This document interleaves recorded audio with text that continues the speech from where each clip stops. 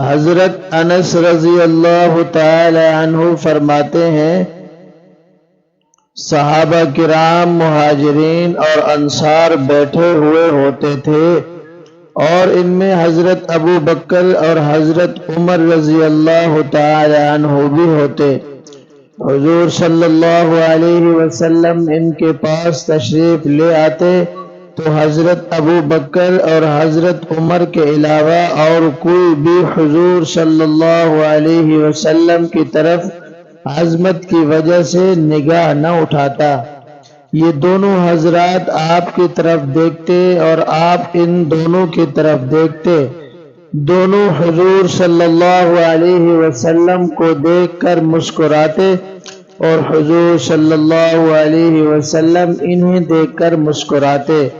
کیونکہ حضور صلی اللہ علیہ وسلم کو ان دونوں حضرات سے بہت تعلق اور بہت زیادہ مناسبت تھی۔ حضرت اسامہ بن شریک رضی اللہ تعالی عنہ فرماتے ہیں، ایک مرتبہ ہم لوگ حضور صلی اللہ علیہ وسلم کے پاس ایسے سکون سے بیٹھے ہوئے تھے کہ گویا ہمارے سروں پر پرندے بیٹھے ہوئے ہیں، یعنی بالکل حرکت نہیں کر رہے تھے، کیونکہ پرندہ ذرا سی حرکت سے اڑ جاتا ہے۔ ہم میں سے کوئی آدمی بات نہیں کر رہا تھا کہ اتنے میں کچھ لوگ حضور صلی اللہ علیہ وسلم کی خدمت میں حاضر ہوئے اور انہوں نے پوچھا، اللہ کے بندوں میں سے کون اللہ کو سب سے زیادہ محبوب ہے؟ حضور صلی اللہ علیہ وسلم نے فرمایا، ان میں سے سب سے اچھے اخلاق والا۔ حضرت اسامہ بن شریک رضی اللہ تعالی عنہ فرماتے ہیں، میں نبی کریم صلی اللہ علیہ وسلم کی خدمت میں حاضر ہوا تو آپ کے صحابہ آپ کے ارد گرد ایسے سکون سے بیٹھے ہوئے تھے کہ جیسے ان کے سروں پر پرندے بیٹھے ہوئے ہوں۔ حضرت براء بن عازب رضی اللہ تعالی عنہ فرماتے ہیں،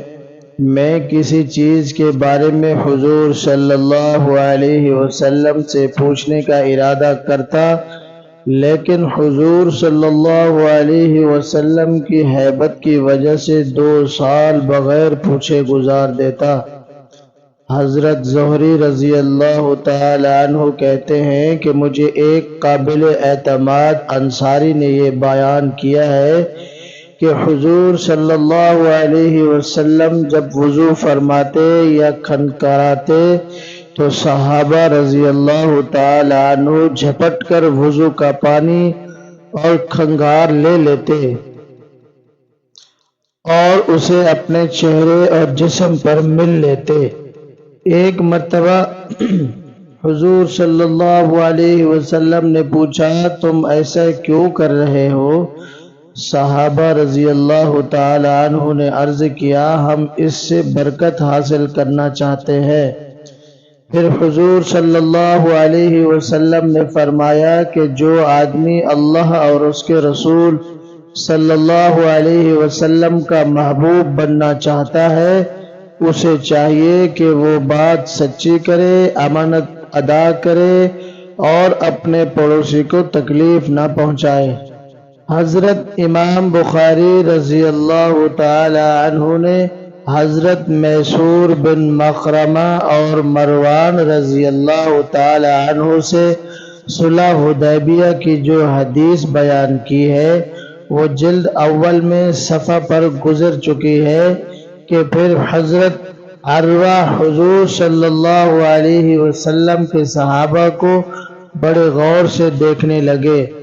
وہ کہتے ہیں کہ اللہ کی قسم حضور صلی اللہ علیہ وسلم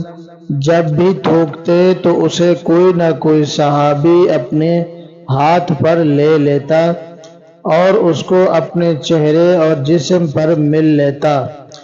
اور حضور صلی اللہ علیہ وسلم جب انہیں کسی کام کے کرنے کا حکم دیتے تو صحابہ اسے فوراً کرتے، اور جب آپ وضو فرماتے تو آپ کے وضو کے پانی کو لینے کے لیے صحابہ ایک دوسرے پر ٹوٹ پڑتے اور لڑنے کے قریب ہو جاتے،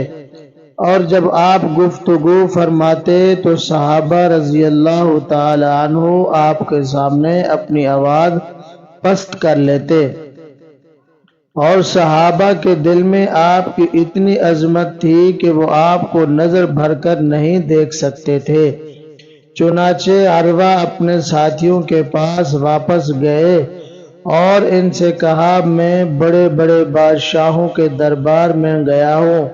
قیصر و کسریٰ اور نجاشی کے دربار میں گیا ہوں، اللہ کی قسم میں نے ایسا کوئی بادشاہ نہیں دیکھا جس کی تعظیم اس کے درباری اتنی کرتے ہوں جتنی محمد صلی اللہ علیہ وسلم کے صحابہ محمد صلی اللہ علیہ وسلم کی کرتے ہیں۔